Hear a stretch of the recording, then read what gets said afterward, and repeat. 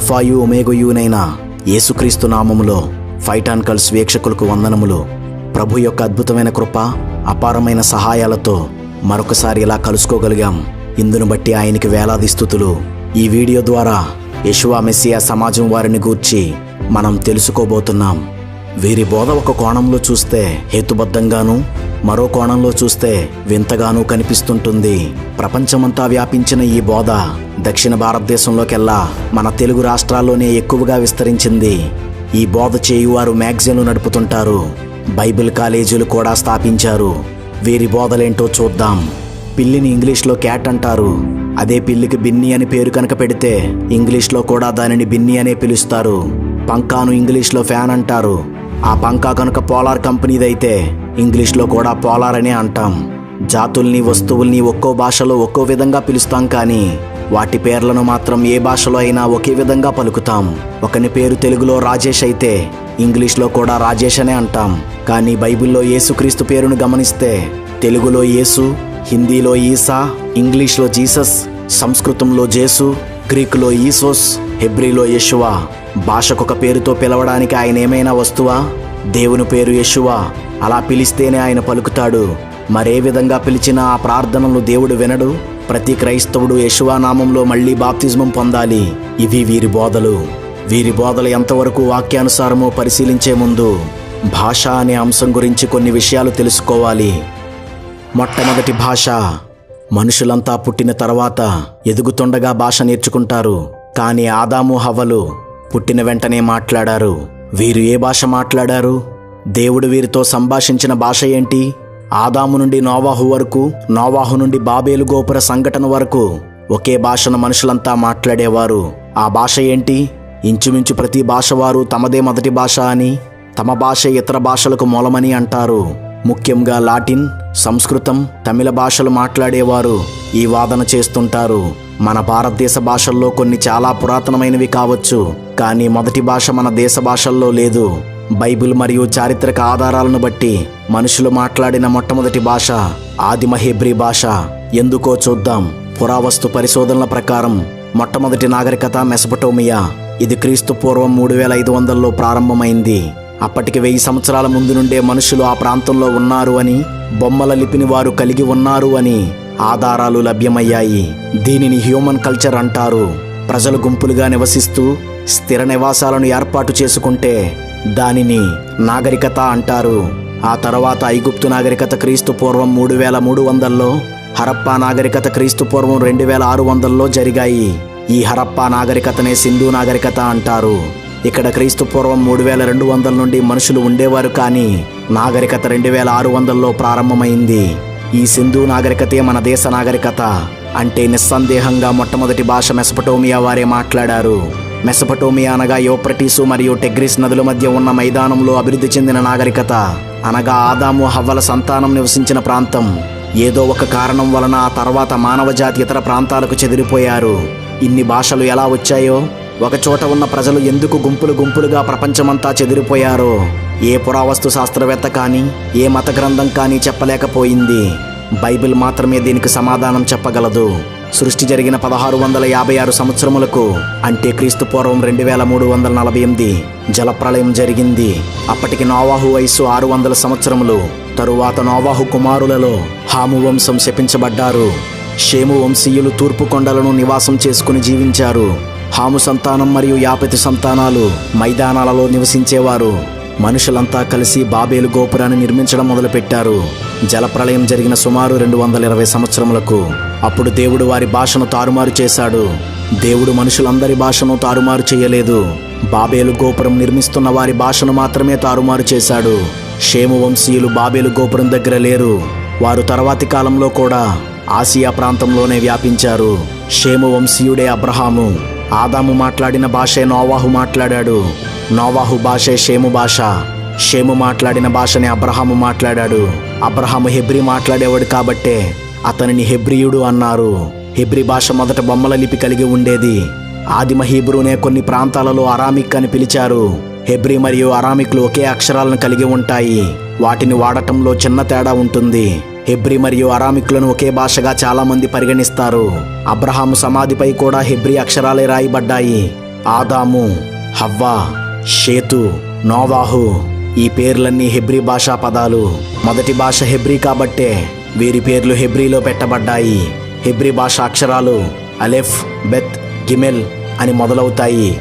Greek అక్షరాలు alpha, beta, gamma అని మొదలవుతాయి. ఇంగ్లీష్లో కూడా మొదటి అక్షరాలు ఏ, బి, సి. తెలుగులో మొదటి అక్షరం కూడా ఆ. అరబిక్, తమిళం, సంస్కృత భాషలలో మొదటి అక్షరం కూడా ఆ. ఇలా ప్రస్తుతమున్న భాషలలో 80% భాషలకి హెబ్రీ భాషే మూలమని పరిశోధనలు చెబుతున్నాయి. వీటన్నింటి ఆధారాలను బట్టి ఆదిమ హెబ్రీనే మొదటి భాషగా నిర్ధారించవచ్చు. భాషల మధ్య వ్యత్యాసం. ప్రతి భాషను వేరువేరుగా ఉండేలా కొన్ని భాషల్లో ఉండే పదాలు, అక్షరాలు ఇంకొన్ని భాషల్లో ఉండకుండా ఉండేలా, కొన్ని పదాలకు వేరువేరు భాషల్లో వేరువేరు అర్థాలు వచ్చేలా దేవుడు భాషని తారుమారు చేశాడు. అందుకే ప్రతి భాష వారు తమ భాష మాట్లాడేవారితో కలిసి ఒక్కో ప్రాంతానికి చెదిరిపోయారు. అందుకే బీదవాడు, ధనవంతుడు, తెల్లవాడు, నల్లవాడు, పొట్టివాడు, పొడుగువాడు వంటి స్థాయిలు ఆధారంగా కాక మాట్లాడే భాష ఆధారంగా మనుషులు గుంపులుగా జీవిస్తారు. భాష ఆధారంగా రాష్ట్రాలుగా విడిపోయారు. కొంతకాలానికి వారు మాట్లాడే భాషను బట్టి దానికి లిపిని కనుగొన్నారు. ఇంకొంతకాలానికి వేరువేరు భాషలు మాట్లాడే వారి సరిహద్దుల వారు 2 భాషలను కలిపి మాట్లాడటంతో మరో భాష పుట్టింది. అలా భాషల నుండి భాషలు ఏర్పడ్డాయి. ఇలా మొత్తం 10,000 భాషలు వచ్చాయి. అందులో 2,895 భాషలు ఇప్పుడు లేవు. ఆ భాషలు మాట్లాడేవారెవరూ లేకపోవడంతో ఇవి అంతరించిపోయాయి. ప్రస్తుతం 7,111 భాషలు ఉన్నాయి. అందులో సుమారు 4,000 భాషలకి మాత్రమే లిపి ఉంది. ఈ 7,111 భాషల్లో సుమారు 1000 భాషలు అతి త్వరలో అంతరించిపోబోతున్నాయి. భాషలు ఎలా వేరువేరుగా పలకబడతాయో వాటి లిపి కూడా అలా వేరువేరుగానే ఉంటుంది. బొమ్మల రూపంలో కొన్ని లిపులు, అక్షరాల రూపంలో కొన్ని, అంకెల రూపంలో కొన్ని, పదాల రూపంలో కొన్ని తయారు చేయబడ్డాయి. మనకు అవసరమైన కొన్ని భాషల గురించి ఇప్పుడు చూద్దాం. అరామైక్ భాష. బైబిల్లో కొన్ని భాగాలు రాయబడిన ఈ భాషకు 22 అక్షరాలుంటాయి. దీనిని కుడి నుండి ఎడమకు రాస్తారు. యేసుక్రీస్తు శరీరధారిగా ఉండగా అరామిక్ కూడా మాట్లాడారు. హెబ్రీ భాష. దీనికి 22 అక్షరాలుంటాయి. ఈ భాషను కుడి నుండి ఎడమకు రాస్తారు. ఈ భాషకు పెద్ద అక్షరాలు, చిన్న అక్షరాలు అని ఉండవు. ఈ భాషలో ఉన్న ప్రతి అక్షరం ఒక్కో బొమ్మని ఆధారం చేసుకుని ఉంటుంది. ఒక్కో అక్షరం ఒక్కో అంకెను సూచిస్తుంది. వీరికి అక్షరాలే అంకెలు. ఈ అక్షరాలకు ఉన్న బొమ్మలలో అనేక మర్మాలు దాగి ఉంటాయి. గ్రీకు భాష. దీనికి 24 అక్షరాలు ఉంటాయి. క్రొత్త నిబంధన రాయబడిన ఈ భాషను ఎడమ నుండి కుడికి రాస్తారు. ఈ భాషకు పెద్ద అక్షరాలు, చిన్న అక్షరాలు ఉంటాయి. ప్రస్తుతం ఉన్న భాషలలో ఖమెర్, కంబోడియా భాషకు 74 అక్షరాలతో అత్యధికమైన అక్షరాలు గల భాషగా ఉంటే, రోటోకాస్ భాష 12 అక్షరాలతో అతి తక్కువ అక్షరాలు గల భాషగా ఉంది. ఈ భాషలలో కొన్ని వల్లించేవి అనగా పాడుతున్నట్లుగా చదువుతారు, కొన్ని మామూలుగా పలికేవి, కొన్ని సైగ చేస్తూ పలికేవి. కొంతకాలానికి వ్యాపారం, వస్తు మార్పిడి, ఆక్రమణలు, నాగరికతాభివృద్ధి వంటి చర్యల కోసం ఒక భాషవారు మరో భాషవారితో సంభాషించాల్సిన అవసరం ఏర్పడింది. ఒక భాషవారు మరో భాషను నేర్చుకోవడం జరిగింది. ఇలాంటి వారు ఇతర భాషల వారికి మధ్యవర్తులుగా ఉండి ఒకరి విషయాలను మరొకరికి అర్థమయ్యేలా చేసేవారు. వీరినే తర్జుమాదారులు, ట్రాన్స్లేటర్స్ అంటారు. మాటలనే కాక సాహిత్యాన్ని, సమాచారాన్ని కూడా ఒక భాష నుండి మరో భాషలోనికి మార్చాల్సి వచ్చింది. దీనినే తర్జుమా, ట్రాన్స్లేషన్ అంటారు. తర్జుమా చేసేటప్పుడు ఒక పెద్ద సమస్యను తర్జుమాదారులు ఎదుర్కొన్నారు. తర్జుమా చేసేటప్పుడు పదాలు తర్జుమా అవుతాయి కానీ పేర్లు తర్జుమా అవ్వవు. కానీ ఒక భాషలో పేరు ఇంకో భాషలో రాసేటప్పుడు ఆ భాష యొక్క లిపిలో ఉన్న శబ్దాలు ఇంకో భాషలో లేకపోవడం వలన పేరును ఉన్నది ఉన్నట్లుగా రాయడం సాధ్యపడదు. ఉదాహరణకు శాంతి అనే ఒక పేరును రాయాలంటే ఇంగ్లీష్లో ఎస్ఏ సా మరియు ఎస్హెచ్ఏ షా అనే శబ్దాలను ఇచ్చే అక్షరాలున్నాయి కానీ సే అనే శబ్దాన్ని ఇచ్చే అక్షరం లేదు. ఫిన్నీ అనే పేరును తెలుగులో రాయాలి అంటే తెలుగులో పా ఉంది, భా ఉంది, కానీ ఫా అనే శబ్దం ఇచ్చే అక్షరం లేదు. మనలో చాలామంది ఫాను ఫాగా పలుకుతారు. అది తప్పు. తెలుగులో ఫా లేదు. ఎఫ్తో ప్రారంభమయ్యే ఏ పేరు రాయాలన్నా ఇదే సమస్య వస్తుంది. ఏతో ప్రారంభమయ్యే 90% పేర్లను కూడా తెలుగులో రాయలేము. లాటిన్ భాషలో ఉన్న అక్షరాలే ఇంగ్లీష్లో వాడబడతాయి. కానీ లాటిన్లో ఐ ఉన్న చోట ఇంగ్లీష్లో జే వాడబడుతుంది. ఇలా ప్రతి భాషలోనూ ఈ సమస్య ఎదురవుతుంది. దీనికి కారణం మనిషి కాదు, దేవుడే భాషల్ని ఇలా సృష్టించాడు. ఈ సమస్యను పరిష్కరించడానికి ఒక భాషలో ఏ శబ్దమైతే లేదో ఆ శబ్దానికి దగ్గరగా ఉన్న మరో పదాన్ని రాస్తారు. దీనినే లిప్యంతరీకరణ, ట్రాన్స్లిటరేషన్ అంటారు. అంటే శాంతికి బదులు శాంతి, ఆండ్రూస్కి బదులు యాండ్రూస్, యాపిల్కి బదులు ఆపిల్, ఫ్రాన్సిస్కి బదులు ఫ్రాన్సిస్ ఇలా రాస్తారు. భాషకు పేర్లు కొంచెంగా మార్చబడతాయి, కానీ తర్జుమా చేయబడవు. పర్షియన్ వారికి సా అనే శబ్దమిచ్చే అక్షరం లేదు, అందుకే వారు సాకు బదులు హా రాస్తారు. అందుకే వారు సింధుని హిందూ అని పిలిచారు. ఇది తర్జుమా కాదు, లిప్యంతరీకరణ. బైబిల్ తర్జుమా, పాత నిబంధన తర్జుమా. పాత నిబంధన గ్రంథంలో అతి ఎక్కువ భాగము హెబ్రీ భాషలో రాయబడింది. అక్కడక్కడ అరామిక్లో రాయబడింది. క్రొత్త నిబంధన గ్రీకు భాషలో రాయబడింది. పాత నిబంధన గ్రంథాన్ని క్రీస్తు పూర్వం 3వ శతాబ్దంలో గ్రీకు భాషలోనికి యూదులు తర్జుమా చేశారు. దీనినే సెప్టుజెంట్ అంటారు. దీనిలో హెబ్రీ భాషలో ఉన్న కొన్ని శబ్దాలు గ్రీకు భాషలో లేకపోవడంతో మనుషుల, ప్రాంతాల పేర్లను లిప్యంతరీకరణ, ట్రాన్స్లిటరేషన్ చేశారు. ఉదాహరణకు అబ్రహామును అవ్రామ్గా, మోషేను మోయిసిస్గా మార్చారు. ఈ లిప్యంతరీకరణ స్వయంగా యోధా మత బోధకులే చేశారు. దేవుడే భాషలను ఇలా చేశాడు కాబట్టి ఇలా పేర్లు లిప్యంతరీకరణ చేయబడుట అనేది దేవునికి లోబడటమే కానీ వ్యతిరేకించడం కాదు. క్రొత్త నిబంధన తర్జుమా. క్రొత్త నిబంధన కాలానికి గ్రీకు ప్రపంచ భాషగా ఉంది. అన్యులతో పాటు యూదులు కూడా గ్రీకును విరివిగా మాట్లాడేవారు. అందుకే క్రొత్త నిబంధనని గ్రీకులో రాశారు. రోమియుల భాష లాటిన్, యూదుల భాష హెబ్రీ. ఒక భాష వారు ఇంకో భాష వారి పేరును వారి వారి భాషా నియమాలను బట్టి ఎలా మార్చి పలుకుతారో అలాగే గ్రీకు వ్యక్తి పేరును కూడా లాటిన్ వారు, హెబ్రీ వారు మార్చి పలుకుతారు. హెబ్రీయుల పేరును గ్రీకు వారు, లాటిన్ వారు మార్చి పలుకుతారు. గ్రీకు భాషా నియమాలు ఇతర భాషల్లో ఉన్న నిశ్శబ్ద పదాలను గ్రీకులో విడిచిపెడతారు. ఉదాహరణకి ఇంగ్లీష్లో నాలెడ్జ్ అనే పదంలో కే అనేది నిశ్శబ్దాక్షరం. తెలుగులో దానిని నాలెడ్జ్ అని రాస్తాం, కానీ నాలెడ్జ్ అని రాయము.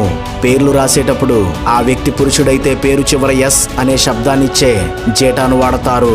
ఉదాహరణకు లాజరును గ్రీకులో లాజరస్ అంటారు.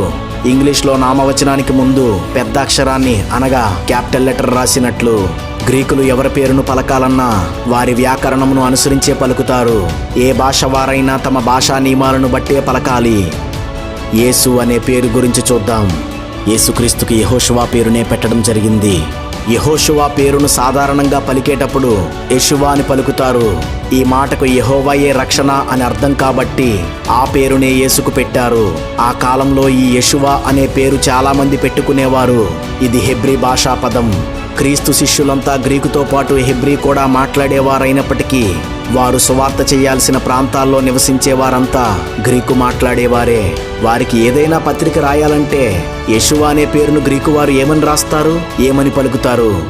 యెషువా అనే పదంలో మొదటి అక్షరమైన ఏ, హెబ్రీలో 10వ అక్షరమైన యోదుతో రాస్తారు. కానీ గ్రీకు అక్షరమాలలో యా అనే శబ్దం లేదు. కాబట్టి ఏకు బదులు ఇయోటా, ఈటాలను కలిపి ఈ అని రాస్తారు. దీనిని ఈకు, ఏకు మధ్యలో పలుకుతారు. షూ అనే 2వ అక్షరాన్ని హెబ్రీలో 21వ అక్షరమైన షిన్తో రాస్తారు. కానీ గ్రీకులో షా అనే శబ్దం ఇచ్చే అక్షరం కూడా లేదు. దానికి బదులు సిగ్మా, ఒమిక్రాన్, ఉప్సిలాన్లను కలిపి సో అని రాస్తారు. వాహ్ అనేది హెబ్రీలో సైలెంట్ లెటర్ అయిన ఐన్తో రాస్తారు. కాబట్టి గ్రీకు వారు దాన్ని రాయరు. పురుష నామవాచక పదం వచ్చినప్పుడు గ్రీకులో జేటాని చేరుస్తారు కాబట్టి దాని చివరన జేటా చేర్చారు. యెషువా అనే హెబ్రీ పదం గ్రీకు భాష లిపిలోనికి వచ్చేసరికి ఈసోస్ అయ్యింది. ఇది తర్జుమా కాదు, లిప్యంతరీకరణ. యేసు పేరు ట్రాన్స్లేట్ చేయబడలేదు, ట్రాన్స్లిటరేట్ చేయబడింది. అందుకే సిలువపై 3 భాషలలో పై విలాసం రాసినప్పుడు ఒక్కో భాషలో యేసు పేరును ఒక్కో విధంగా రాశారు. లాటిన్లో ఆయన పేరును ఈసస్ అని రాస్తారు. ఐఎన్ఆర్ఐలో ఐ. నూతన నిబంధన రచనలన్నీ గ్రీకులోనే వ్రాయబడ్డాయి. వారంతా తమ సువార్తల్లో, లేఖల్లో యేసు పేరును ఈసోస్ అనే రాశారు. యెషువా అని ఒక్కసారి కూడా రాయబడలేదు. ఈసోస్ లాటిన్లో ఈసస్గా, ఇంగ్లీష్లో జీసస్గా మారింది. మన తెలుగులో అన్ని భాషల కన్నా అత్యంత దగ్గరగా యేసు పేరు లిప్యంతరీకరణ చేయబడింది. గ్రీకులో ఉన్న ఈసోస్లో స్ అనేది గ్రామర్కి సంబంధించినది కాబట్టి విడిచిపెట్టారు. ఈను ఇంచుమించు ఏగా పలుకుతారు కాబట్టి ఏగా అనే లిప్యంతరీకరణ చేశారు. అలా ఈసోస్ యేసుగా మన భాష మరియు లిపిని బట్టి వ్రాయబడుతుంది. ఇది పాపము కాదు, వాక్య విరుద్ధము కాదు. ఎందుకంటే భాషకు పేర్లలో మార్పు వస్తుందని బైబిలే చెప్తుంది. ప్రకటన గ్రంథం 9వ అధ్యాయం 11వ వచనంలో పాతాళపు దూత వాటిపైన రాజుగా ఉన్నాడు. హెబ్రీ భాషలో వానికి అబద్దోనని పేరు, గ్రీసు దేశపు భాషలో వాని పేరు అపుల్లియోను. అపోస్తుల కార్యాలు 9వ అధ్యాయం 36వ వచనంలో మరియు యొప్పేలో తబితా అని శిష్యురాలుండెను, ఆమెకు భాషాంతరమున దోర్కా అని పేరు. హెబ్రీ భాషలో హల్లెలూయాను ప్రకటన గ్రంథం 19వ అధ్యాయం 1వ వచనంలో హల్లెలూయా అని రాయబడింది. గ్రీకులో హా అనే అక్షరం లేదు కాబట్టి హాకు బదులు ఆ వాడారు. భాష అనే అంశాన్ని ఆధారం చేసుకుని ఒక శాఖగా ఏర్పడిన ఈ యెషువా మెస్సియా సమాజం వారికి కనీస భాషా పరిజ్ఞానం కూడా లేదు. ఎందుకంటే వీరికి తర్జుమాకు లిప్యంతరీకరణకు తేడా తెలియదు. యెషువా అని కాకుండా మరే విధంగా పిలిచినా దేవుడు పలకడు అని వీరంటారు. అన్ని భాషలను దేవుడే సృష్టించినప్పుడు ఆయనకు హెబ్రీ తప్ప ఇంకేమీ తెలియవు అన్నట్లు మాట్లాడటం అజ్ఞానం. యెషువా అని సరిగా పలకలేని నత్తివాడు, అసలు మాటలేరాని మూగవాడు ప్రార్థించినా మన దేవుడు వినగలడు.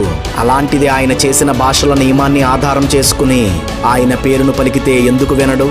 ఏ భాషతో ప్రార్థించినా దేవుడు వింటున్నాడు, సమాధానమిస్తున్నాడు, అద్భుతాలు స్వస్థతలు చేస్తున్నాడు. బైబిల్లో సుమారు 1794 మనుషుల పేర్లు, 256 ప్రదేశాల పేర్లు రాయబడ్డాయి. ఇంచుమించుగా ఇవన్నీ బైబిల్ను తర్జుమా చేసేటప్పుడు లిప్యంతరీకరణ చేయబడ్డాయి. వీటిలో దేనికోసమూ లేని అభ్యంతరము యేసు అనే పేరు విషయంలోనే ఎందుకు? మనుషుల విశ్వాసాన్ని దేవుడి మీద నుండి భాష మీదకు తీసుకువెళ్ళడానికి ఇది సాతాను పన్నాగం. గమనించండి. వందనాలు.